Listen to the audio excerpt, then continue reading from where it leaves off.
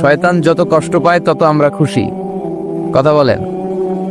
শয়তান এই পৃথিবীতে সবচেয়ে বেশি মাজলুল হয়েছিল, অপদস্থ অপমানিত হয়েছিল দুইটা দিনে। এক হচ্ছে বদরের দিনে সে সবচেয়ে বেশি অপমানিত হয়েছিল। বদরের ময়দানে যখন আকাশ থেকে ফেরেশতা বাহিনী মুসলমানদের সাপোর্ট করার জন্য একে একে নামছিল, তখন শয়তান নিজেকে সবচেয়ে বেশি অপমান বোধ করছিল। আর দ্বিতীয়ত শয়তান সবচেয়ে বেশি লাঞ্ছিত হয় যখন আরাফাতের ময়দানে আল্লাহ তাআলা লক্ষ লক্ষ বান্দাকে ক্ষমার ঘোষণা দেয়। সুবহানাল্লাহ কইবেন না? খায়রু আইয়ামিল আরদ, পৃথিবীর সবচাইতে শ্রেষ্ঠ দিন কোন দিন? আরাফার দিন। এই দিনে বান্দা কেঁদে কেঁদে আল্লাহর কাছে নিজের সবগুলো গুনাহ খাতার কথা ঘোষণা দেয় যে আল্লাহ আমি পাপী, আমার চেয়ে বড় পাপী নাই, এই পাপ ওই পাপ আমরা করেছি, একটার পর একটা পাপের ঘোষণা দেয়।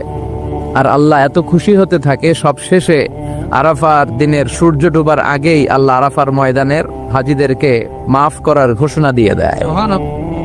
এই দুই দিন শয়তান নিজেকে সবচেয়ে বেশি অপমানিত ফিল করে, অপদস্থ ফিল করে। অনুরূপভাবে 365 দিনের প্রতিদিনই বান্দা যখন আল্লাহর কাছে ক্ষমা চায়, আল্লাহ তখন খুশি হয়ে যায়।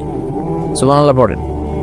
আর শয়তান নারাজ হয়ে যায়। আমাদের মিশন হচ্ছে আমরা আল্লাহরে খুশি করতে চাই, আর শয়তানের বিরুদ্ধে আমাদের অবস্থান। চিল্লায় বলেন ঠিক কিনা? এজন্য সবসময় প্রশংসা করব কার? শুকর গুজার হব আল্লাহর জন্য, ঠিক কিনা? বিশ্বনবী বলতেন আল্লাহুম্মা জাআলনি সাবুরা ওয়া জাআলনি শাকুরা ওয়া জাআলনি ফি আইনি সগীরা ওয়া ফি আয়ুনিন নাসি কাবীরা। হে আল্লাহ, আপনি আমারে ধৈর্যশীল বানান। আমাদের ধৈর্য নাই, অল্পে আমরা অস্থির। আছে না নাই? এই দেশের মানুষ খুব বেশি অস্থির, বাংলাদেশের মানুষ খুব বেশি অস্থির। আমি পৃথিবীর অনেক দেশে ঘুরেছি, সেখানে দেখেছি মানুষজন খুব ধীরস্থির ভাবে কাজ করতে পছন্দ করে। সুপার শপে যদি কিনতে যায়, they maintain the queue in super shop. Super শপে লম্বা লাইন, সবাই যে ওখানে ভদ্রভাবে দাঁড়ায়, একজনের পর একজন যাবে। টিকিট কাটতে যাবে, লম্বা লাইন, একজনের পর একজন দাঁড়ায়, একজন যাবে আরেকজন। তো ওখানে যদি কোনো বাঙালি থাকে তখন দেখা যায় তার অস্থিরতা। কেন সামনে এত লাইন, এত সময় লাগে কেন, আমি কখন পাবো, আমার কি হবে? অস্থিরতা আছে না নাই? মানে সে পারে না সামনে সবাইকে ডিঙ্গিয়ে আগে যে টাকা পে করবে, আগে যে টিকিট কাটবে। এই অস্থিরতা আমাদের কমাইতে হবে, ধৈর্যশীল হতে হবে। গোটা বিশ্বব্যাপী আমাদের এই বাংলাদেশের মানুষের এই বদনাম যে আমরা অস্থির প্রকৃতির, আমরা ঠান্ডা মাথায় ভাবি না। ঠান্ডা মাথায় ভাবতে হবে, ধৈর্যশীল হতে হবে। ইন্নামা সবরু ইনদা সাদামাতিল উলা। বিষ্ণু বলেছেন বিপদের প্রথম ধাক্কায় যে সবর ধারণ করতে পারে সেই তো সবুর। এজন্য বিষ্ণু দোয়া করতেন আল্লাহুম্মা জাআলনি সাবুরা, আল্লাহ আপনি আমারে ধৈর্যশীল বানান। ওয়া জাআলনি শাকুরা, আপনি আমার শুকর গুজার বান্দা বানান। বিশ্বনবীর চেয়ে ধৈর্যশীল, বিশ্বনবীর চেয়ে শুকর গুজার পৃথিবীর কেউ আছে? নাই। কথা বলেন। এমন তাবৎ কোনো অত্যাচার নাই যে অত্যাচার বিশ্বনবীর উপর করা হয় নাই। বিশ্বনবী মক্কার জামিনে যখন দাওয়াত দিতে লাগলেন, ওনারে পাগল বলা হতো, তুমি পাগল, বলা হতো মুহাম্মদ একটা কবি, বলা হতো মুহাম্মদ হচ্ছে গণক। বিশ্বনবী যখন রুকু দিতেন, সিজদায় চলে যেতেন, উটের পচা নারী ভুড়ি এনে বিশ্বনবীর কাঁধে ফেলে রাখা হতো। বিশ্বনবীর গলার মধ্যে রশি ধরে টান দেয়া হতো। কয়েকবার বিশ্বনবীর এই ঘাড়ের এই চামড়া ছিঁড়ে গিয়েছে, একবার চাদর টান দেওয়ার কারণে, আরেকবার রশি টান দেওয়ার কারণে। বিশ্বনবী কিছুই বলেন নাই, ক্ষমা করে দিয়েছেন। যেই মক্কার শত্রুরা বিশ্বনবীকে মক্কা থেকে বিতাড়িত করেছেন, এবং যেই রাতে উনি হিজরত করলেন, মাইগ্রেট করলেন, উনি কেঁদে কেঁদে বারবার মক্কার দিকে ফিরে তাকায়, আবার যায়, আবার ফিরে তাকায়, মাতৃভূমির মায়া ছাড়তে পারছেন না। আর বলছিলেন মক্কা তো আহাব্বুল বিলাদ ইলাইয়া, মক্কা আমার কাছে সবচেয়ে প্রিয় শহর। লাউলা উখরিজতু লামা খরাজতু মিনহা, আমারে যদি বের করে না দেয়া হতো এই শহর থেকে, আমি কোনোদিন এই শহর থেকে বেরোতাম না। এত ভালোবাসতেন বিশ্বনবী মক্কাতুল মুকাররমাকে, ধৈর্যশীল ছিলেন। এত অত্যাচার অনাচারের পরে যখন মক্কা বিজয়ের ক্ষণ আসলো, এই মক্কাকে বিশ্বনবীর করতলগত করে দিল কে? ফাতে মক্কা হলো। বিশ্বনবী চাইলে পিষে পিষে প্রতিটা কাফের মুশরিককে শেষ করে দিতে পারতেন, ঠিক কিনা? কিন্তু বিশ্বনবী বললেন লা তাসরিবা আলাইকুমুল ইয়াউম ইযহাবু আনতুমুত তুলাকা, কোন রিভেঞ্জ চলবে না আজকে, কোনো প্রতিশোধ নাই। একেবারে বড় যুদ্ধাপরাধী যারা, মারাত্মক যারা অফেন্স করেছে, তাদেরকে শাস্তির আওতায় আনা হবে, বাকি সবাইকে আমি ক্ষমা করে দিলাম। In the long history of the world, there is no instance of magnanimity and forgiveness which was showed by our beloved Prophet Muhammad when all of his enemies laid under his feet and he forgave them one and all. পৃথিবীর গোটা পৃথিবীর ইতিহাসে এরকম নজির কোথাও পাওয়া যায় না, যাকে এত অত্যাচার করে বিতাড়িত করা হয়েছে, নির্বাসন দেয়া হয়েছে, হিজরতে বাধ্য করা হয়েছে, তিনি যখন ওই শহরকে আবার বিজয় করলেন, কাউকে আঘাত করলেন না, আগুন জ্বালিয়ে শহরটাকে জ্বালিয়ে দিলেন না, ওদের বংশকে নির্বংশ করলেন না, বরং মুচকি হেসে উনি বললেন, যাও ক্ষমা করে দিলাম। সুবহানাল্লাহ। কি ধৈর্যশীল ছিলেন। আবার দোয়াও করতেন, আল্লাহুম্মা জাআলনি সাবুরা, আল্লাহ আপনি আমার ধৈর্য বাড়ায় দেন, ওয়া জাআলনি শাকুরা, আপনি আমার শুকরগুজার বানান, ওয়া জাআলনি ফি আইনি সাগীরা, আল্লাহ আমার চোখে আপনি আমারে ছোট বানান, ওয়া ফি আয়ুনিন নাসি কাবীরা, আল্লাহ মানুষের চোখে আপনি আমারে বড় বানান। কি মানুষ ছিল, নিজের চোখে নিজে ছোট থাকতে চাইতেন। আমরা নিজের চোখে নিজের বড় মনে করি, এরকম ডাকাইত আছে না নাই? নিজেরাই নিজে মনে করে কত বড় সাহেব, লাট সাহেব। মান তাওয়াদা তারাফা, এটা হচ্ছে সুন্নাতুল্লাহি ফিল আরদ। মান তাওয়াদা তারাফা, যে নিচে নেমে থাকতে চায় আল্লাহ ওরে টেনে উপরে উঠা, আর যে খালি উঠতে চায়, হিংসা করে অহংকার করে উপরে ঠেলতে চায়, ওরে নিচে নামায় দেয় কে? সাইয়েদনা আদমকে আল্লাহ বললেন, আদম সাল্লিম আলা উলাইকান নাফার লাম্মা খালাকাল্লাহু আদামা ওয়া কানা তুলহু 60 যিরাআন। নিচে নেমে গেলে যে উপরে ওঠে, আর উপরে উঠতে চাইলে যে নিচে নামে, উদাহরণ দেখেন। আদম আলাইহিস সালামকে তৈরির পর আল্লাহ বললেন, আদম সাল্লিম আলা উলাইকান নাফার, এই ফেরেশতাদের সালাম দাও। কি দাও? সালাম দাও। কোনো প্রশ্ন নাই, আল্লাহ সালাম দিব কেন? ফেরেশতারা আমারে দিব না কেন? আমি আগে দিব কেন? কথা আছে কোনো? যেই সালাম দিলেন, সালাম দেওয়ার সাথে সাথে ওনার মর্যাদা বাড়িয়ে দিল কে? এত মর্যাদা বাড়ালেন যে নূরের ফেরেশতারা মাটির আদমকে সেজদা দিতে বাধ্য হয়েছে। চিৎকার করে বলেন ঠিক কিনা? তুমি মাটির আদমকে প্রথম সৃষ্টি করিয়া ঘোষণা করিয়া দিলে শ্রেষ্ঠ বলিয়া, তাই তো নূরের ফেরেশতা করে আদমকে সেজদা, সবার চেয়ে সম্মান দিলে মাটির আদমকে। আল্লাহু আল্লাহু পড়েন, আল্লাহু আল্লাহু তুমি জাল্লে জালালুহু, শেষ করা তো যায় না গে তোমার গুণগান। আল্লাহু আল্লাহু, সুবহানাল্লাহ পড়েন। কি সম্মান আল্লাহ বাড়াই দিলেন। আল্লাহ বললেন, আদম আজকে থেকে তুমি আশরাফুল মাখলুকাত, তুমি খলিফাতুল্লাহ ফিল আরদ, তুমি পৃথিবীতে আমার খলিফা, ভাইস জেরেন্ট অফ আল্লাহ। আল্লাহর খলিফা, আল্লাহর আহকামগুলো পালনের জন্য ভাইস জেরেন্ট। চুরি করলে হাত কেটে দাও, কার আইন? এই কাজ আদম তুমি দুনিয়াতে যেয়ে করবা। জিনা করলে ডেথ পেনাল্টি, হেড অফ, শিরোচ্ছেদ করে দাও, কার আইন?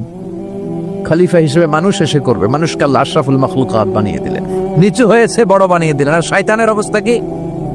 শয়তানকে আল্লাহ বললেন সিজদা দে আদমকে। শয়তান যুক্তি দাঁড় করিয়েছে, খলাকতাহু মিন তিন খলাকতানি মিন নার ওয়া খলাকতাহু মিন তিন। আল্লাহ আপনি আমারে বানাইছেন আগুন দিয়া। কি দিয়া? আগুনের ধর্ম উপরের দিকে ওঠে, আর মাটির ধর্ম সে নিচে পড়ে থাকে, আমি কেন সিজদা দেব? শয়তানকে চিরকালের জন্য ইবলিস মালউন, অভিশপ্ত আর জাহান্নামী হিসেবে ঘোষণা দিয়ে দিল কে? এজন্য আপনি ছোট থাকতে চাইবেন, আপনারে বড় বানাবে কে? আর আপনি নিজে যদি বলেন আমি বড়, থাপ্পড় মেরে আপনারে নিচে নামাই দিবে কে? এজন্য বিশ্বনবী দোয়ায় বলতেন, আল্লাহুম্মা জাআলনি সাবুরা ওয়াজআলনি শাকুরা ওয়াজআলনি ফি আইনি সাগীরা ওয়া ফি আয়ুনিন নাসি কাবীরা।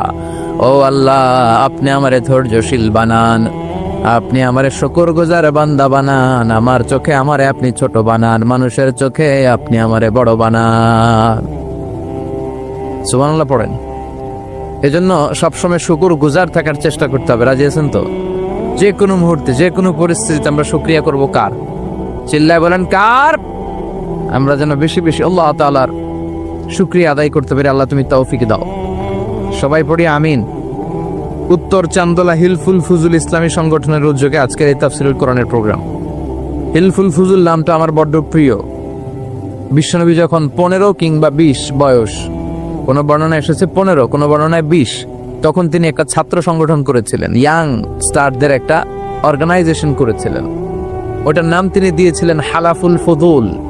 হালাফুল ফুদুল, ওইটারই আমরা বাংলায় কি বলি? হিলফুল ফুজুল। হালাফ মানে শপথ, oath, we take an oath in the name of Allah, আল্লাহর নামে শপথ নেয়ারে বলে হালাফ। আর ফাদিলা, ফাদলুন, এগুলোর প্লুরাল হচ্ছে ফুদুল। ফুদুল মানে ভালো কাজ।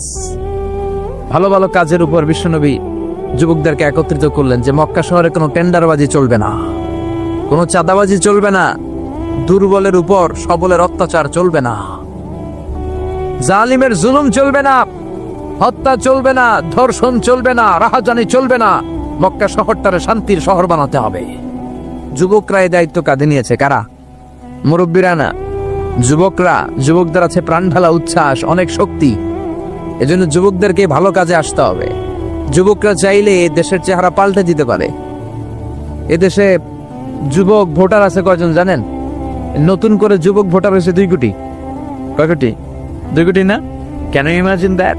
কল্পনা করতে পারেন? They can change Bangladesh, they can change the face of Bangladesh.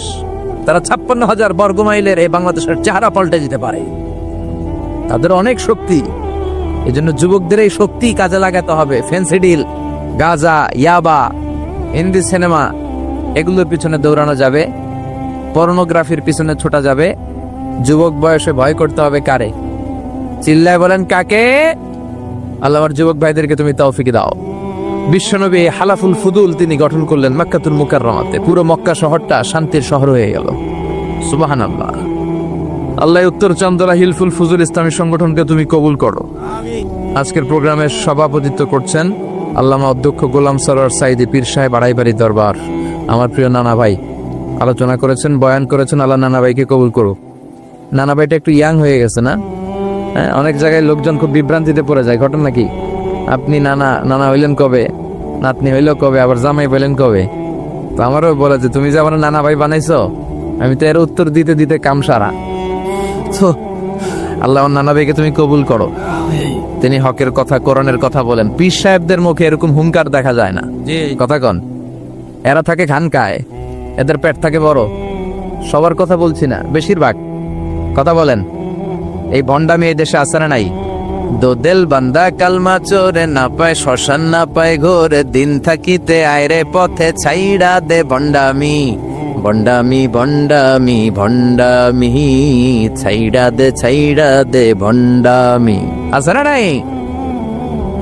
নামাজ কালাম পড়ে না, ইবলিশ শয়তানের নানা। আছে না?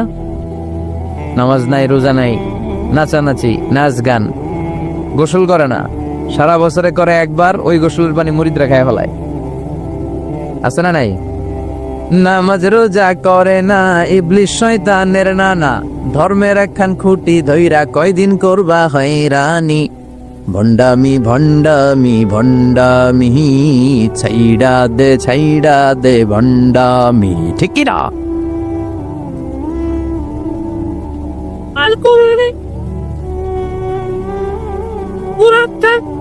কিছু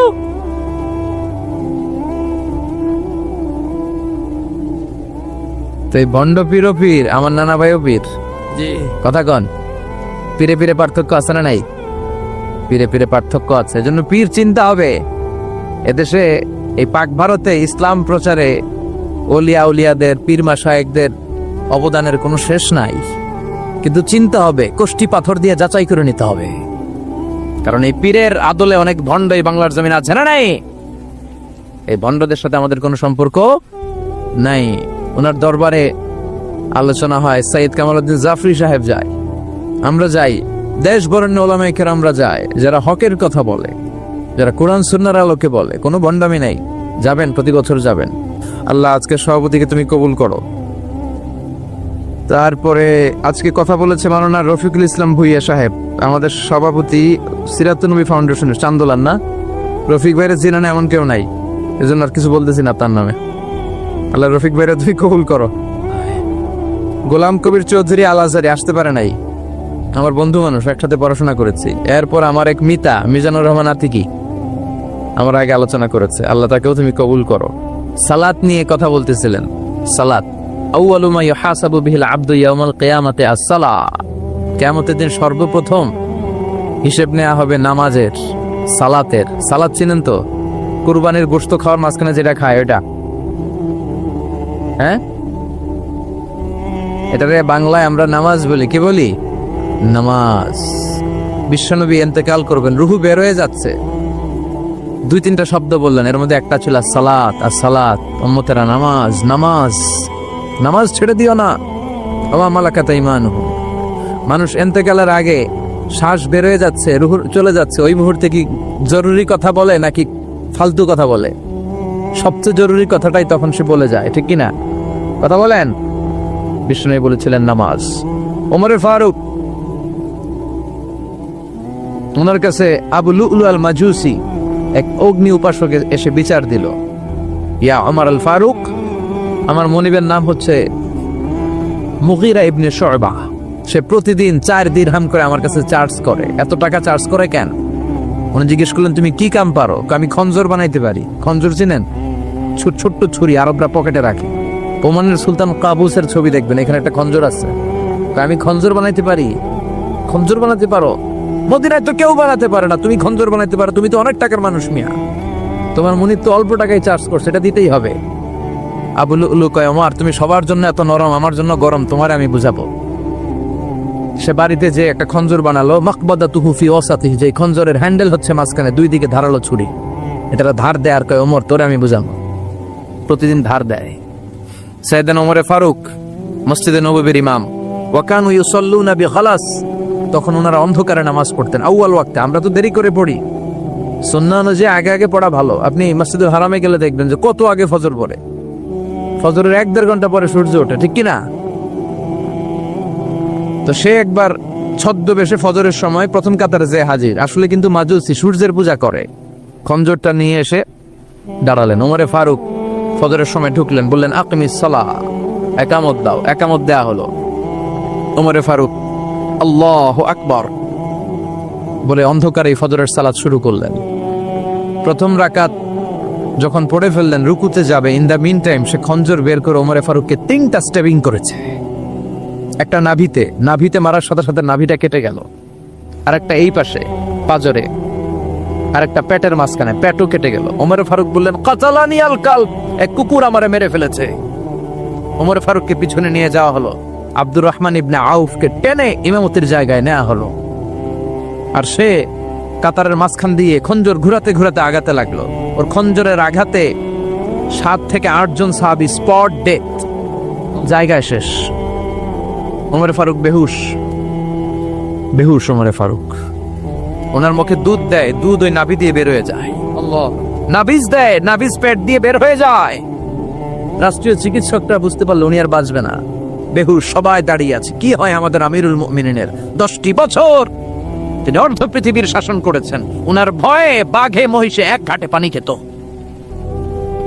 হুশ ফেরার পরে ওমরে ফারুক বলেন, আমারে মারছে কে? আমার কি অবস্থা, বাঁচবো কিনা? আমার ছেলে আব্দুল্লাহ কোথায়? আব্দুর রহমান কোথায়? আমার বিবিরা কোথায়? কত সম্পদ আমার আছে, কোথায় গেলে ভালো চিকিৎসা পাওয়া যাবে? কিচ্ছু সে বলে না।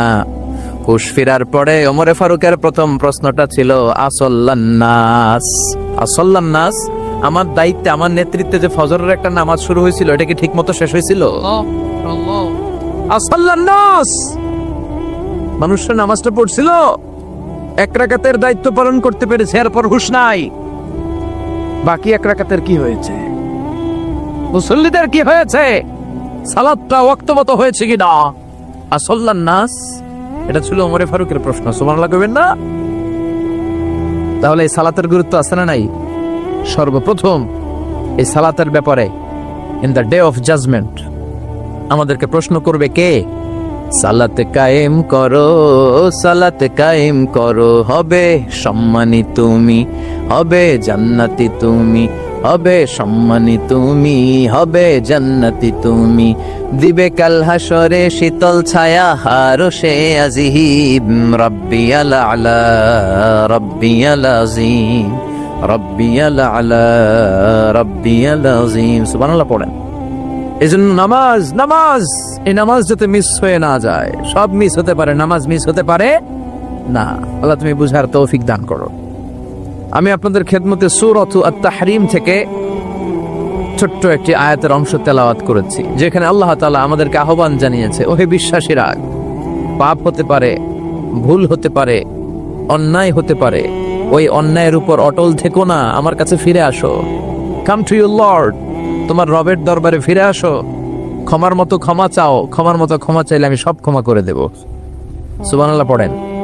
রব্বুল আলামিন বলেন, ইয়া আইয়ুহাল্লাযীনা আমানু তুবু ইলাল্লাহি তাওবাতান নাসুহা। ও বিশ্বাসীরা, ভুল করেছো, অন্যায় করেছো, পাপ করেছো, জুলুম করেছো, আমার কাছে ফিরে আসো, ক্ষমা চাও। ক্ষমার মতো ক্ষমা চাইলে সব গুনাহ মাফ করে দিতে পারে কে? পাপ নাই, গুনাহখুরি নাই, এরকম কেউ আছি? কথা বলেন। কত পাপ করছে কোনো হিসাব আছে? পৃথিবীর কেউ না জানলেও জানে কে? পৃথিবী না জানুক আমি তো জানি, আমি কি পাপ করেছি হায়। আমার পাপের করলে বিচার, বাঁচার আমার নাই উপায়।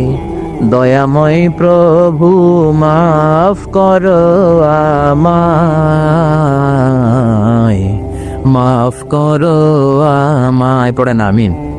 আমাদের পাপগুলো ক্ষমা করে কে? চিল্লায় বলেন কে? আল্লাহ ডেকে বলে, গোলাম আমি হলাম গাফিরুয যামব কাবিলুত তাওব। আমার কাজ হলো ক্ষমা করা, আমার কাজ হলো তওবা কবুল করা। শয়তানের কাজ হলো ওয়াসওয়াসা দেওয়া, আমাদেরকে ভুল পথে নিয়ে যাওয়া, আর আমাদের কাজ হলো ভুল করে ফেলা। আল্লাহর কাজ হলো ভুলগুলো মাফ করে দেয়া। আল্লাহ ডেকে বলে, গোলাম তোরা যদি ভুল না করতি, তোরা যদি পাপ না করতি, তোরা যদি অন্যায় না করতি, তোদেরকে ধ্বংস করে দিয়ে এমন একটা জাতি আমি এই দুনিয়ার বুকে তৈরি করতাম যারা সকালবেলা ভুল করে দুপুরে মাফ চাইতো, দুপুরে ভুল করে রাত্রে মাফ চাইতো, আজকে ভুল করে আগামীকাল মাফ চাইতো, আর আমি আল্লাহ গুনাহগুলো তাদের সব ক্ষমা করে দিতাম। ক্ষমা করে দিতে আল্লাহর বড্ড ভালো লাগে। বান্দা আল্লাহর কাছে বারবার চাক, চোখের পানি ছাড়ুক, এটা আল্লাহ পছন্দ করে। চোখের পানির যে কত পাওয়ার আপনি কল্পনাই করতে পারবেন না। অনুশোচনার চোখের পানি চোখ বেয়ে নাকের ডগা পেয়ে জমিনে পড়ার আগেই আল্লাহ এই বান্দারে মাফ করে দেয়। বিশ্বনবী ডেকে বলে, ও আমার উম্মতেরা শোনো, আল্লাহর কাছে দুনিয়ার মানুষদের দুই ফোঁটা পানি সবচেয়ে প্রিয়। এক হলো জিহাদের ময়দানে রক্তের ফোঁটা, দুই হলো অনুতপ্ত বান্দার চোখের পানির ফোঁটা। কত ভুল আপনি করেছেন, কত অন্যায় আপনি করেছেন, কত পাপ আপনার হয়েছে, কত মিথ্যা আপনি বলেছেন, কয় ওয়াক্ত নামাজ ছেড়েছেন, কয় লাখ টাকা ঘুষ খেয়েছেন, কত যৌতুক আপনি খেয়েছেন, কত মিথ্যা আপনি বলেছেন। আপনার পাপ যত বড় হোক, যত বিশাল হোক, যত বেশি হোক, আল্লাহর দয়ার পরিসীমা তার চাইতেও বড়। আপনার পাপ, আপনার অন্যায়, আপনার জুলুমগুলো যদি হয় খালের পানির সমান, বিলের পানির সমান, আল্লাহর দয়া সাগরের পানির সমান। আপনার পাপ যদি হয় সাগরের পানির সমান, আল্লাহর দয়া মহাসাগরের পানির সমান। আপনার পাপ আর অন্যায় যদি হয় পাহাড়ের সমান, আল্লাহর দয়া আকাশের সমান। আপনার পাপ যদি হয় আকাশের সমান, আল্লাহর দয়া আরশের সমান। এজন্য আল্লাহ বললেন, ইয়া আইয়ুহাল্লাযীনা আমানু তুবু ইলাল্লাহি তাওবাতান নাসুহা। ও আমার গোলাম, তুই তোর নিজেরে যত বেশি ভালোবাসিস তার চেয়েও আমি তোরে বেশি ভালোবাসি। তোর বাবা মা তোরে যত বেশি ভালোবাসে তার চেয়েও আমাদেরকে বেশি ভালোবাসে কে? আল্লাহ বললেন, ভালোবাসারে তৈরি করার পরে আমি 100 টুকরা করলাম। চিল্লায় বলেন, কয় টুকরা? 99 টুকরা ভালোবাসা আমি আল্লাহ নিজের মধ্যে রেখে দিলাম। 1 টুকরা ভালোবাসা গোটা বিশ্বের সবার মধ্যে আমি ভাগ করে দিলাম। 1 টুকরা ভালোবাসা পেয়ে আমাদের অবস্থা দেখছেন? আল্লাহ যদি 1 টুকরা না দিয়ে আমাকে 30 টুকরা দিত, কথা কন, 1 টুকরা না দিয়ে 80 টুকরা দিলে কি হইতো? কথা কয় না। 14 ফেব্রুয়ারি কবে? আজকে কত ফেব্রুয়ারি? আর কয়দিন? কথা কন। বিশ্ব ভালোবাসা, বিশ্ব নির্লজ্জ দিবস, বিশ্ব বেহায়াপনার দিবস, বিশ্ব অশ্লীলতার দিবস, নারীদের গণভাবে ধর্ষিত হবার দিবস। এই দিবসের সাথে মুসলমানদের কোনো সম্পর্ক? বাবা যারা এসেছেন সাবধান, ওই দিন মেয়েদেরকে ঘর থেকে বের হতে দেওয়া যাবে না। ভাই যারা এসেছো বোনদেরকে সামনে রাখো, ওই দিন ঘর থেকে বের হতে দেওয়া যাবে না। যে মাদের বোনদের কানে আমার মাইকের আওয়াজ যায়, খবরদার, ওই দিনটা যেন কোরআন তেলাওয়াত আর আল্লাহর জিকির করতে করতে কাটে, তা না হলে সব শেষ। ওই দিন যারাই উল্টা পাল্টা করবে, ওই মেয়েগুলো ওদের বদ হজম হবে, হজম করতে পারবে না, কয়দিন পরে বমি বমি ভাব হবে। কথা কন। এজন্য খবরদার, কোন মুসলমান ঘরের মেয়ে, কোন মুসলমান ঘরের ছেলে 14ই ফেব্রুয়ারি এই ওয়ার্ল্ড ভ্যালেন্টাইন দিবস পালন করতে পারে, এগুলোর সাথে আমাদের সম্পর্ক নাই। যাদের মধ্যে কোনো ভালোবাসা নাই, মিল মোহাব্বত নাই, তারা বছরে একটা দিন দেখানোর জন্য পালন করে। আমাদের সারা বছরই তো ভালোবাসা। কথা কন। রাসূল আমারে ভালোবাসা, রাসূল আমার আলো আশা, রাসূল আমার প্রেম বিরহের মূল আলোচনা, রাসূল আমার কাজে কর্মের অনুপ্রেরণা। ঠিক কিনা? আমার নবীর জন্য আমার ভালোবাসা আছে না নাই? আমার রবের জন্য আমার ভালোবাসা আছে না নাই? আমার মা বাবার জন্য ভালোবাসা আছে না নাই? সবার জন্য সবার ভালোবাসা আছে না নাই? আমগো দিবস লাগবো কেন? আজকেও তো আমগো ভালোবাসা দিবস। কথা কন। যদি এখন দিবস না, রজনী, আজকে তো আমাদের চান্দোলাতে ভালোবাসা রজনী। কথা কন। প্রতি মুহূর্তে আমাদের ভালোবাসা, এই জন্য আমাদের ডেট পালন করা লাগে না। আমরা সব সময় সবারই ভালোবাসি। চিল্লায় বলেন ঠিক কিনা? এজন্য আল্লাহ ডেকে বললেন, গোলাম, আমি যে তোদের কত ভালোবাসি তোর ধারণা নাই। চোখের পানি ছাড়, গুনার কথা স্মরণ কর, তওবা কর। তওবার মতো তওবা করলে সব গুনাহ মাফ করে দিতে পারে কে? বিশ্বনবী বলে, আমার কোনো গুনাহ নাই, তারপরেও প্রতিদিন 70 বারেরও বেশি আমি তওবা করি। আল্লাহে ইন্নী আস্তাগফিরুল্লাহ ওয়া আতুবু ইলাইহি আকসার মিন 70 মাররা। Could you imagine that? কল্পনা করছেন কোনদিন? যে নবীর গুনাহ নাই, ওই নবী তওবা পড়ে প্রতিদিন 70 বার। আকসার, 70 বারেরও বেশি। আমার পড়া দরকার কয়বার? আপনার পড়া দরকার কয়বার? বিশ্বনবী 70 বারের বেশি বলে আমাদের পড়া দরকার কয়বার? আর আমরা প্রতিদিন পড়ি কয়বার? কথা কন। আমাদের ভুল হবে, ভুল হতে সমস্যা নাই। ভুল হয় মানুষের স্বভাব, কিন্তু ভুল হওয়ার পরে ভুলের উপর অটল থাকা যাবে না। শয়তান আর মানুষের মধ্যে এই মৌলিক পার্থক্য। শয়তান ভুল করে ভুলের উপরই আছে, ঠিক কিনা? ক্ষমা চায় নাই, কিন্তু আমরা সকালে ভুল করলে দুপুরে মাপ চাই কার কাছে? 19 সালে ভুল করলে 20 সালে মাপ চাই কার কাছে? মৃত্যুর আগ পর্যন্ত আমরা ক্ষমা চাইলে ক্ষমা করে দিবে কে? সব সময় 24/7 তওবার দরজা খোলা, দুইটা সময় ছাড়া। ভালো করে মনে রাখবেন, মুখস্থ ঠোঁটস্থ যেন থাকে। দুইটার সময় তওবা কবুল হয় না। চিৎকার করে বলেন, কয় সময়? এক হলো বাদাল গারগারা, গারগারানি যখন আসে, মালাকুল মাউত যখন চলে আসে, মালাকুল মাউতরে যখন দেখে ফেলবেন, তখন তওবা কবুল হবে নাকি? কথা কন। ফেরাউনের নাম শুনছেন? ওরা যখন আল্লাহ লোহিত সাগরে ডুবাইয়া পানি খাওয়াইতে লাগলো, পানি খাইতে খাইতে পেটটা হয়েছে এত বড়, আর পানি খাইতে পারে না। এরপর হাত তুলে কয়, আনা মিনাল মুসলিমিন।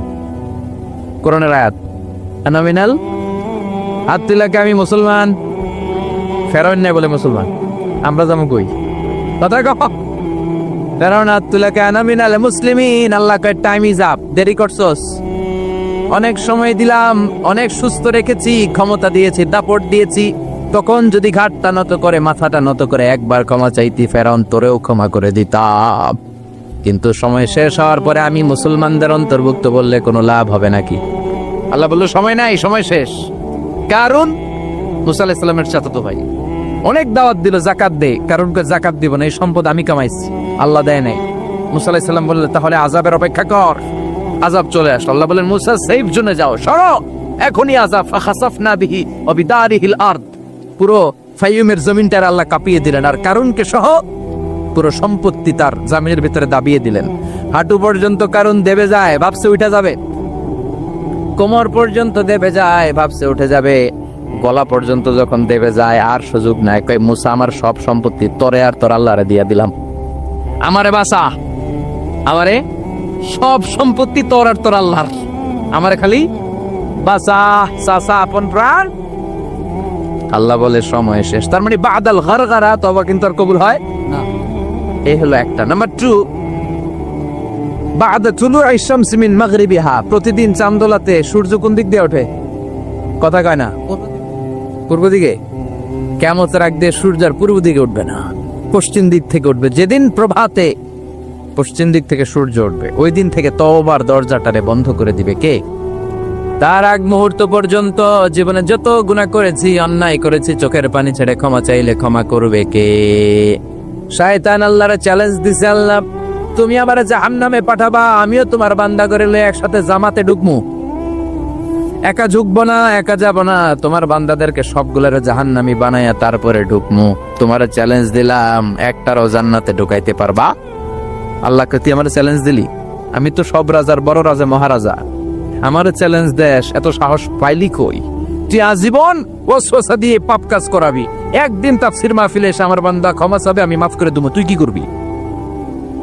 আজীবন অন্যায় করবে, আজীবন পাপ করবে, জুলুম করবে, একদিন চোখের পানি ছেড়ে আমার কাছে কান্নার মতো কান্না করলে আমি সব গুনাহ মাফ করে দেব। এজন্য আল্লাহ বললেন, ইয়া আইয়ুহাল্লাযীনা আমানু তুবু ইলাল্লাহি তাওবাতান নাসুহা। ভুল করেছো, তওবা করো, মাফ করবে কে? সাইয়েদনা আদম আলাইহিস সালাম ভুল করলেন, দুনিয়ায় এসে শত শত বছর কাঁদলেন, কিন্তু ক্ষমা হয় না। আল্লাহরে বললেন, আল্লাহ কি করলে ক্ষমা পাবো বলো? ফাতালাক্কা আদামু মির রাব্বিহি কালিমাতিন ফাতাবা আলাইহি। আল্লাহ বললেন, ও আদম, তোমারে কিছু কালেমা শিখাইয়া দেই, এই কালেমাগুলো দিয়ে আমার কাছে দোয়া করো, ক্ষমা করে দেব। আল্লাহ শিখাইয়া দিলেন, ও আদম, দুই হাত তুলে চোখের পানি ছেড়ে আমার কাছে পড়ো, রব্বানা, পড়েন, রব্বানা যালামনা আনফুসানা ওয়া ইল্লাম তাগফির লানা ওয়া তারহামনা লানাকুনান্না মিনাল খাসিরিন। এটা শিখাইতেছিল আল্লাহ। আল্লাহ, আমি জুলুম করেছি, অন্যায় করেছি, ভুল করেছি, পাপ করেছি, তুমি যদি ক্ষমা না করো, ক্ষমা করার কেউ নাই, ঠিক কি না? আমরাও পাপ করলে এই দোয়াটা পড়ার দরকার আছে না নাই? 5টা শর্ত সাপেক্ষে আমাদের তওবা কবুল করবে কে? তওবা কবুল হওয়ার কিছু শর্ত আছে, 5টা। কয়টা? চিৎকার মেরে বলতে হবে, তওবা কবুল হওয়ার শর্ত কয়টা? 1 নম্বরে হচ্ছে আল ইকরা, acknowledgement. You have to give the acknowledgement that you are the greatest sinner on earth. আপনাকে ঘোষণা দিতে হবে যে আপনি এই পৃথিবীর সবচেয়ে বড় পাপী। 1 নম্বর শর্ত, আপনি বলেন যে আল্লাহ, আমার চেয়ে বড় পাপী নাই, আকাশের নিচে জমিনের উপরে আমি সবচেয়ে বড় পাপী, এমন কোন পাপ নাই যেটা আমি করি নাই, ঠিক কিনা? 1 নম্বরে পাপের ঘোষণা দেন। 2 নম্বরে আন-নাদাম, নাদাম মানে repentance. You have to be repentant for what you have done. আপনাকে অনুতপ্ত হতে হবে, চোখের পানি ছাড়তে হবে। আল্লাহ, আমি লজ্জিত, আল্লাহ আমি নাদান, আমি পিশাচ, আমারে মাফ করে দাও। তার মানে স্বীকার গেলেন কি অন্যায় করেছেন। 2 নম্বরে আপনি অনুতপ্ত হলেন। 3 নম্বরে স্টপ, যেই পাপ করতেছিলেন ওইটা থামান। Stop what you have done, যেটা করতেছিলেন আগে থামান। আপনি সুদ খাইছেন, অনুশোচনা আসলো, মাফও চাইতেছেন, আবার সুদও খাইতেছেন, হবে? আপনি ঘুষ খেয়েছেন, তওবা শুরু করলেন, আবার ঘুষও খেয়ে যাচ্ছেন, হবে? থামেন, স্টপ। 3টা গেল। 4 number, to hate what you have done, ঘৃণা করতে হবে, যেই পাপটা করেছেন মন থেকে ওই পাপটাকে ঘৃণা করতে হবে। 5 নাম্বার শর্ত হচ্ছে to determine that you never repeat this sin again in your life. আল্লাহর ওয়াদা দেন, কমিটমেন্ট দেন যে আল্লাহ, আমার জীবনে পারতপক্ষে এই পাপ জীবনেও করব না। চিৎকার করে বলেন, ঠিক কিনা? তার মানে আপনি স্বীকার যান, তারপরে আপনি অনুতপ্ত হবেন, যে পাপ করেছেন থামিয়ে দিবেন, পাপটারে মন থেকে ঘৃণা করবেন, আর আল্লাহরে ওয়াদা দিবেন, আল্লাহ আর করব না। এই 5টা শর্তের আলোকে তওবা করলে জীবনের সব গুনাহ মাফ করে দিবে কে? এজন্য আল্লাহ বললেন, ইয়া আইয়ুহাল্লাযীনা আমানু তুবু ইলাল্লাহি তাওবাতান নাসুহা। তওবার মতো তওবা করো, সব গুনাহ মাফ করতে পারে কে? তওবা করবেন তো? রাজি আছেন? কবে করবেন? এই মুহূর্তে তওবা করলাম, এই মুহূর্তে আল্লাহর কাছে ক্ষমা চাই, আল্লাহ জীবনের সব গুনাহ মাফ করে দাও। আমাদের দেশে তওবা করার জন্য হুজুর লাগে, কথা কন? পিসা হুজুর, বড় হুজুর, ছোট হুজুর, হাফেজ সাহেব লাগে না? হাফেজ সাহেব, ইমাম সাহেব, এদের ছাড়া নাকি তওবা হয় না। না, এটা ভুয়া কথা। আপনি অনুতপ্ত হন, আপনি চোখের পানি ছাড়েন, আপনি আপনার রবরে বলেন, ক্ষমা করে দিবে কে? ইমাম সাহেব আসতে হবে, শর্ত না। পীর সাহেব হুজুর এসে হুজুরের হাতে হাত রেখে তওবা পড়তে হবে, শর্ত না। আপনার রবরে ডেকে চোখের পানি ছেড়ে ক্ষমা চান, ক্ষমা করবে কে? আর প্রতিদিন শতবার পড়তে থাকবে আস্তাগফিরুল্লাহ। আওয়াজ করে সবাই পড়েন আস্তাগফিরুল্লাহ, আর জোরে পড়েন আস্তাগফিরুল্লাহ। ইসলাম দিয়েছে মাহার, ওয়াহাতুন নিসা সাদুকাতিহিন্না নিহলা, সন্তুষ্ট চিত্তে স্ত্রীকে মাহার দাও, সাদুকাত দিয়ে দাও। শয়তান এসে এই মাহারকে ডিলিট করে ঢুকাইছে যৌতুক, ঠিক কিনা? একটা বর, মুসলিম বর কেমন করে যৌতুক দাবি করে? একটা কন্যা হচ্ছে বাবার জন্য তার কলিজা। আমার 2 মেয়ে আছে, আমি জানি। তো মেয়েকে দিল মানে তো বাবা তার কলিজাটাই ছিঁড়ে দিও। তো আপনি শ্বশুরের কলিজা নিয়ে আসছেন, আর কি চান? যৌতুক খাওয়া এটা ভয়ঙ্কর ধরনের অপরাধ। যৌতুক খাওয়ার যে কুকুরের গোশত খাওয়া ভালো, কারণ কুকুরের গোশত খেলে একটা গুনাহ, হারাম খাওয়ার গুনাহ, আর যৌতুক খেলে ডবল গুনাহ। একে তো যৌতুক খাওয়া হারাম, হারাম খাওয়ার গুনাহ। 2 হচ্ছে শ্বশুরের উপর জুলুম করার গুনাহ। ওয়াজুলমু যুলমাত ইয়াউমাল কিয়ামা, জুলুম, অত্যাচার, operation in the day of রেজারেকশনে আল্লাহ তাআলা এটাকে আপনার ঘাড়ে চাপাবে, অন্ধকার করে দিবে, আপনি চোখে মুখে কিছুই দেখবেন না। এজন্য যৌতুকের সাথে আমাদের কোনো সম্পর্ক, দেখবেন যারাই যৌতুক খায় এদের ঘরে কিলাকিলি আছে না নাই? বউয়ের সাথে ভালোবাসা বিনিময় করতে পারে না, ঠিক কি না? কারণ ওইখানে একেবারে পিওর ভালোবাসা নাই, এখানে দেয়া নেয়া সম্পর্ক, ঠিক কি না? বউ যদি ধমক মারে চুপ করে বসে থাকা লাগে, কারণ যে ফ্ল্যাটটাতে আছে ফ্ল্যাটটা শ্বশুরের, যে বিছানায় ঘুমায় এটাও শ্বশুরের। ওরা লাথি মারা বের করে দিল, ওর মুখ দিয়ে আওয়াজ বেরোবে না, চিল্লা এখন, ঠিক কি না? এজন্য এই যৌতুকের মতো জঘন্য অপরাধকে ঝাড়ু পিটা করে সমাজ থেকে বিদায় করতে হবে। এগুলো যুবকরা পারবে। এদেশের যুবকরা অনেক সম্ভাবনাময়ী। এদেশের যুবকদের মধ্যে আছে প্রাণ ঢালা উচ্ছ্বাস, শক্তি। যুবকদের দেহের রক্ত গরম না? এই গরম রক্তগুলারে ইসলামের কল্যাণে কাজে লাগাতে হবে। আমাদের মুক্তিযুদ্ধে যারা লিড দিয়েছিল তারা কারা? যুবক না? কিছুদিন আগে কোটা আন্দোলন হয়েছে না একটা? লিড দিয়েছে যুবকরা। তারপর নিরাপদ সড়ক চাই, লিড দিয়েছে কারা? বুড়া মুরব্বীরা, যুবকেরা। এজন্য যুবকেরা, তোমাদের ইবাদত আল্লাহর কাছে অনেক প্রিয়, তোমাদের কাজগুলোর দাম আল্লাহর কাছে অনেক বেশি। In the day of judgement, কিয়ামতের দিন আল্লাহ তাআলা 7 শ্রেণীর ব্যক্তিকে তার আরশের নিচে ছায়া দিবে। এর মধ্যে 2টাই হচ্ছে যুবক। একটা হচ্ছে ওই যুবক শাবুন নাশাআ ফি ইবাদাতিল্লাহ, যে যুবক তার যৌবনটাকে আল্লাহর ইবাদতে কাজে লাগায়, যে যুবক তার যৌবন বয়সে পর্নোগ্রাফি দেখে না, হিন্দি সিনেমা দেখে না, দুম্মা চলে দুম দেখে না, তুঝে দেখা তুহে জানা সনম, এগুলো তারা দেখে না, অশ্লীল কোনো কিছুই তারা দেখে না। এই সময়টা তারা আল্লাহর ইবাদত করে কাটায়। আর আরেক শ্রেণীর যুবক, যে যুবককে পাপ কাজের জন্য, পরকীয়ার জন্য অফার করা হয়। সুন্দরী মেয়ে তাকে অফার করে, দেখো আমি সুন্দরী, সুস্নিগ্ধা, অনন্যা, প্রিয়ংবদা, সুহাসিনী, সুকেশিনী, সুভাসিনী, অসূর্যম পর্ষা, মেঘি কালো কেশ, কাজল কালো চুল, হরিণের মতো ডাগর ডাগর আমার 2টি চোখ। কিন্তু যুবক সেদিকে ভ্রুক্ষেপ করে না। ওই যুবক বলে, ইন্নী আখাফুল্লাহ, আমি একজনকে ভয় পাই। তিনি কে? যাদের হৃদয়ে আছে আল্লাহর ভয়, তারা কবু পথ ভুলে যায় না। আল্লাহর প্রেম ছাড়া এই দুনিয়ায় কারো কাছে কোনো কিছু চায় না। রাতের আধারে যারা সেজদাতে রয়, 2 চোখের শ্রুতে নদী যেন বয়। ছলনার হাতছানি যতই আসুক, পেছনে ফিরেও সে তাকায় না। যাদের হৃদয়ে আছে আল্লাহর ভয়, তারা কবু পথ ভুলে যায় না। আল্লাহর প্রেম ছাড়া এই দুনিয়ায় কারো কাছে কোনো কিছু চাই না, কারো কাছে কোনো কিছু চাই না, ঠিক না?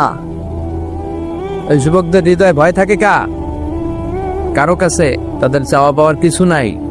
কিন্তু আমার দেশের এই দামাল ছেলেগুলোর চরিত্র ধ্বংস করে দেওয়ার জন্য যা যা দরকার তার সব উপাদান বাংলাদেশে আছে না নাই? 1 নম্বরে পর্নোগ্রাফি আছে না? স্মার্টফোন গুলার ভিতরে ইন্ডিয়ান নায়িকাদের কোমর দোলানোর ডান্স আছে না নাই? রূপবানে নাচে কোমর দুলাইয়া, ফেরেশতারা বলবে তোগরে পিডামো আমরা জুলাইয়া। তো যুবক ভাইয়েরা, এগুলো দেখবা না, তোমার চোখের হেফাজত করতে হবে, তোমাকে অনেক দূর যেতে হবে, তোমাকেই খুঁজছে বাংলাদেশ।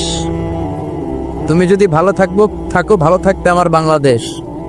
তুমি যদি ইসলামের পক্ষে থাকো, ভালো থাকবে আমার 56,000 বর্গমাইল। তুমি যদি কোরআনের পক্ষে থাকো, ভালো থাকবে আমার লাল সবুজের পতাকা। এজন্য যুবকদেরকে ইসলামের পক্ষে থাকতে হবে। এই পর্নোগ্রাফির সাথে আমাদের কোনো সম্পর্ক। আজকের এই মাহফিল থেকে আমরা ওয়াদা করব, যার মোবাইলে যা আছে সব ডিলিট করা যাবে না ইনশাআল্লাহ। আগে যা করছি সামনে থেকে আর দেখা যাবে না। এই পর্নোগ্রাফি আমার যুবক ছেলেদেরকে শেষ করে দিয়েছে। এরপরে আর একটা বড় সমস্যা হচ্ছে মাদকের সমস্যা। ইয়াবা, গাঁজা, ফেন্সিডিল, মারিজুয়ানা, এগুলো নোয়াখালীতে নাই। এই ইয়াবা আগে ছিল ইউনিভার্সিটি লেভেলে ছেলেরা খেত, তারপরে নামলো কলেজে, এখন এটা প্রাইমারি স্কুলের ছেলেদের হাতেও পৌঁছে গিয়েছে। ভয়ঙ্কর অবস্থা। প্রশাসনের ভাই যারা আছেন, জনপ্রতিনিধি যারা আছেন, আপনাদেরকে আরো শক্ত হতে হবে, ওদের ঘাঁটি ভেঙে চুরমার করে দিতে হবে। কোন ইয়াবার ব্যবসা বাংলার জমিনে চলতে পারবে না, জোরে বলো ঠিক কিনা? দরকার শুধু একটা শক্ত সিদ্ধান্ত। The choice is years.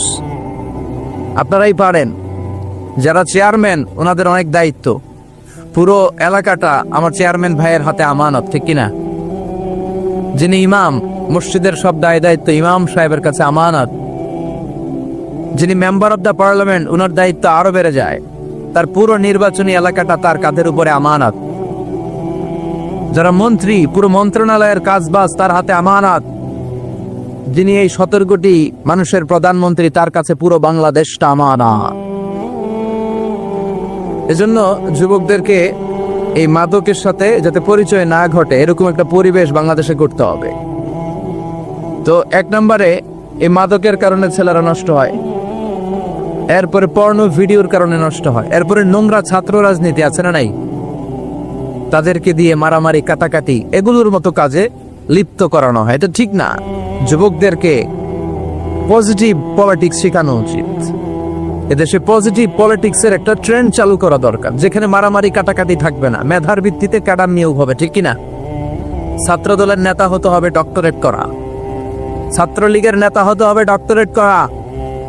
যত ছাত্র রাজনীতির বড় বড় নেতারা আছে, এরা শিক্ষিত হতে হবে, কারণ তারা আমাদেরকে পথ দেখাবে। তারা সামনে হাঁটবে, আমরা পিছনে পিছনে হাঁটবো, ঠিক কিনা?